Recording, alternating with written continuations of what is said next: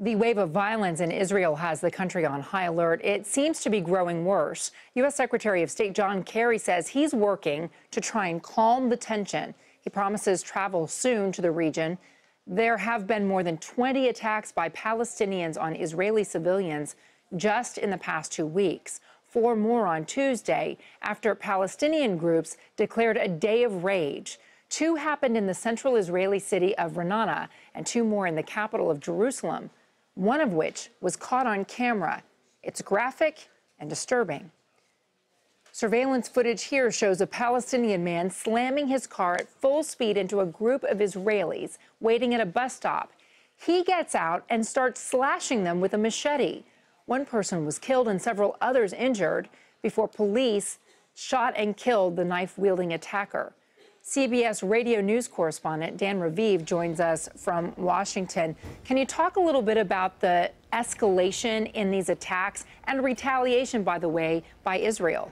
Well, some Israeli settlers have been striking back at Palestinians, and a few Israelis, when they see an Arab on the street, well, at the very least, they're crossing the street to avoid that person. After all, he could stab them. That's the current attitude in Israel. But some Israelis indeed have been hitting back at Arabs. But at least the way the Israeli media tell it, their country is under siege right now because of these lone wolf attacks. Israel is finding that even though it has the best army in the Middle East, the smartest Air Force, the best intelligence, it's kind of the same problem the United States has found in Middle East countries such as Iraq.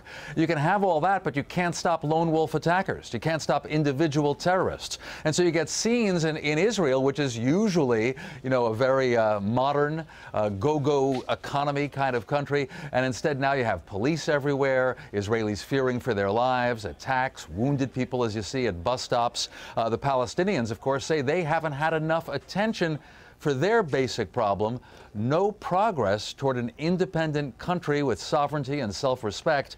They want attention, and they say all the while Israel keeps building Jewish settlements in the West Bank. That's why we have the basics that Secretary of State John Kerry would like to kind of get our attention back on. That's why he spoke late Tuesday afternoon. He was at Harvard, and he said that he will hope to re-engage. He's been on the phone, and he may well go to the region to try to help.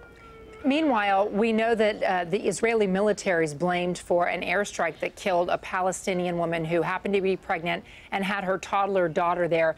When you're talking about days of rage, those kind of incidents, that sort of civilian casualty isn't likely to calm tensions at all. Yeah, that particular retaliation actually was for a rocket that was fired from the Gaza Strip into an Israeli civilian area. Nobody was killed on the Israeli side, but the Israeli Air Force, struck back at what it said was a Hamas building in Gaza. But as you said, a pregnant woman and a small child were killed. You'll get these tragedies on both sides. It's why the United States does want to re-engage, but considering the other problems in the region, of course, ISIS now growing in power still in both Syria and Iraq, and the Russians taking the lead apparently in helping the Syrian government, what you're seeing now in the Israeli-Palestinian conflict, it's bad. And this has happened before.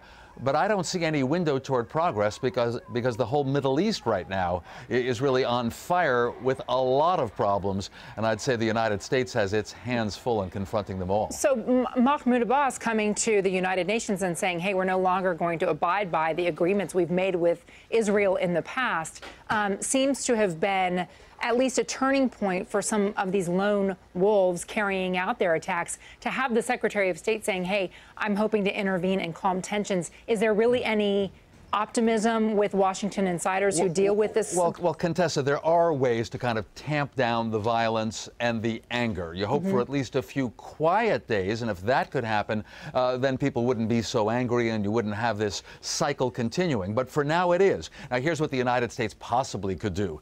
Convince the Israeli government to stop settlements and, at least for a while, have a temporary freeze, that sort of thing. Get Mahmoud Abbas, the head of the Palestinian Authority in the West Bank, to declare that he's against the upsurge in violence. For now, the PA, the Fatah movement in the West Bank, has actually joined Hamas in the Gaza Strip, both praising these attackers as big heroes in effect of the Palestinian fight for justice. That's Mahmoud Abbas you're looking at now, and he says the Israelis are going to be tougher and cause even more anger. Now, someone has to step in.